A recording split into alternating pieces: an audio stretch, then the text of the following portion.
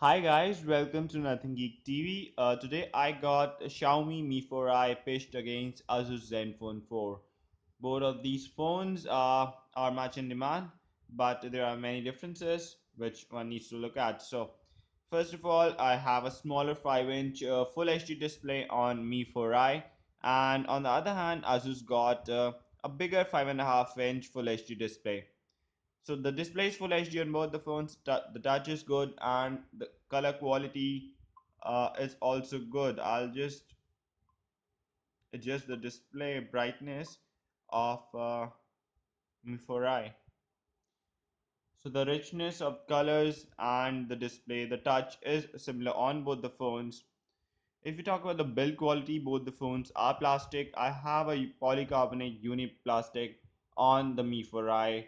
The backplate is non-removable. I have to push out this tray in order to put my SIM card, and there is no micro SD card slot. On the other hand, Zenfone 2, it's also plastic, but this look is of brushed aluminium, but in reality it is plastic. I'll just remove the backplate and reveal that to you.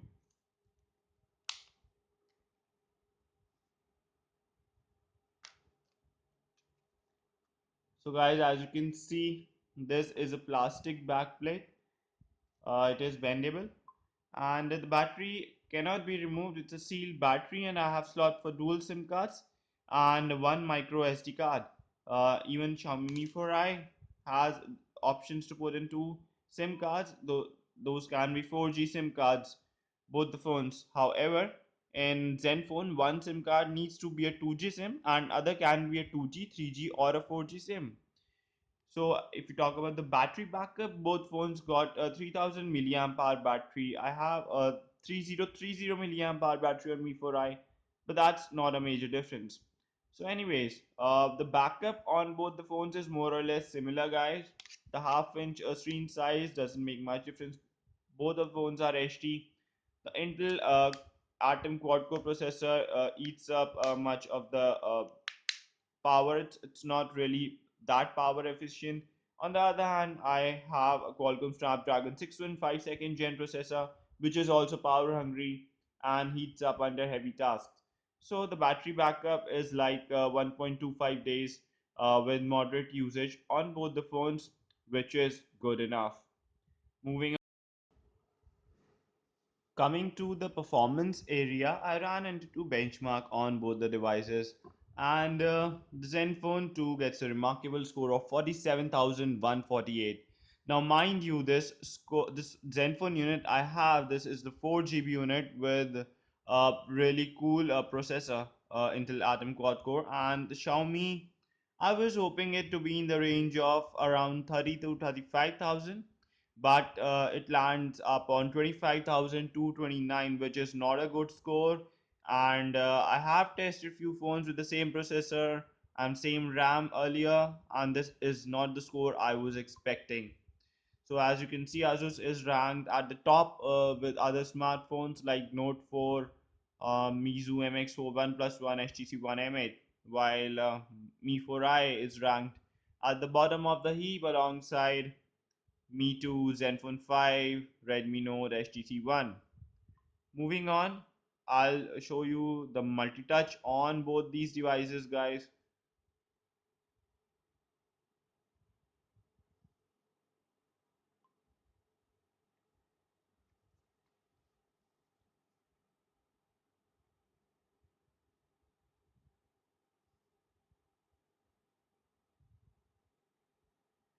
So I have a 10-point multi-touch on both the devices, which is good enough. Let us check for the sensors. So on on Xiaomi Mi 4i, pardon me, I have direction sensor, gravitation, acceleration, light, e-compass, proximity, gyro, not temperature, linear and rotation vector. So around 8 sensors are supported, and on Zenfone I have direction, gravitation, acceleration, light, e-compass, proximity, gyro, linear acceleration rotation vector. So in terms of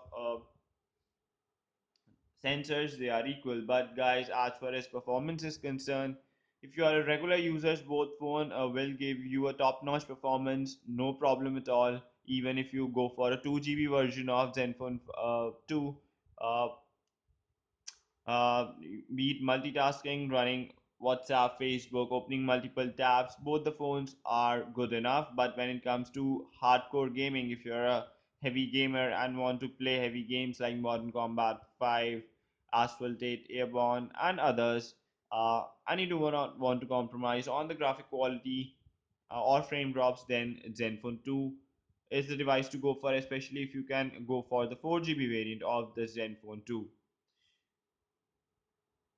Now I'll come to the camera aspect, guys.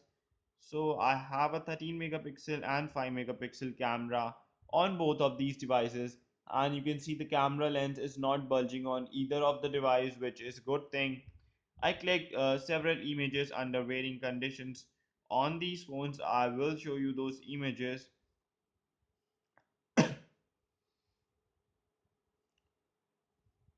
So guys, this is the image clicked by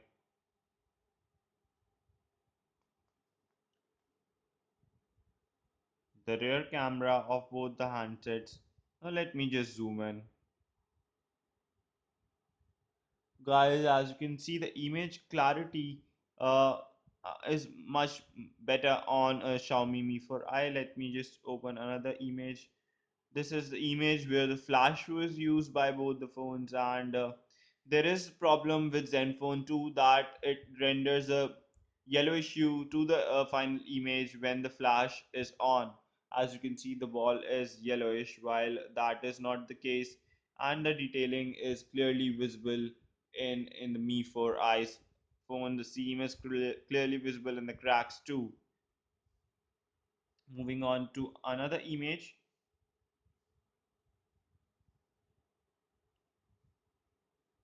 I'll just zoom in.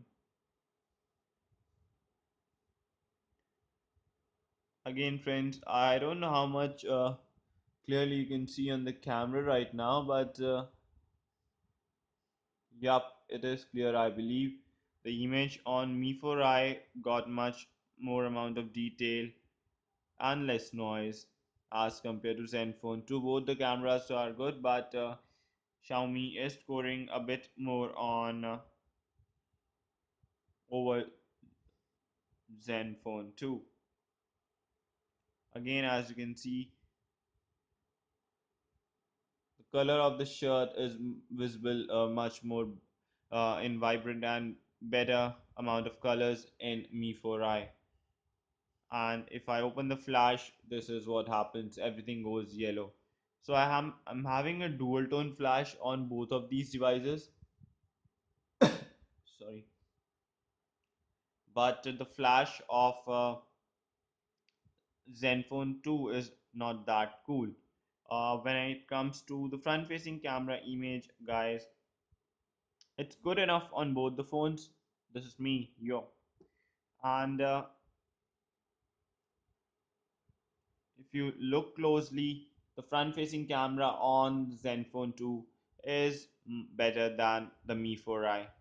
So it's case of one good and one bad. So the rear camera performance of the Mi 4i is better than Zenfone 2. However, the front facing camera of Zenfone 2 is better than the Mi 4i. So it's a tie on the camera front due to that. So guys, let me just test the final thing, OTG and the app to SD part. So this is the OTG cable I have. I'll pop in into the Mi 4i.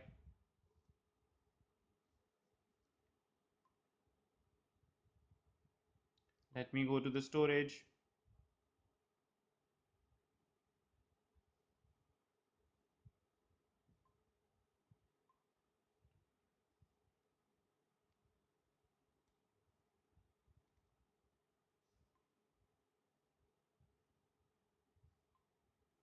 So yep, it has detected the OTG cable and it is showing me the available space and the total space on the OTG. So it's confirmed that Mi4i supports OTG, and it was much needed on this phone since it does not have an external SD card slot. Let me go to Zenfone.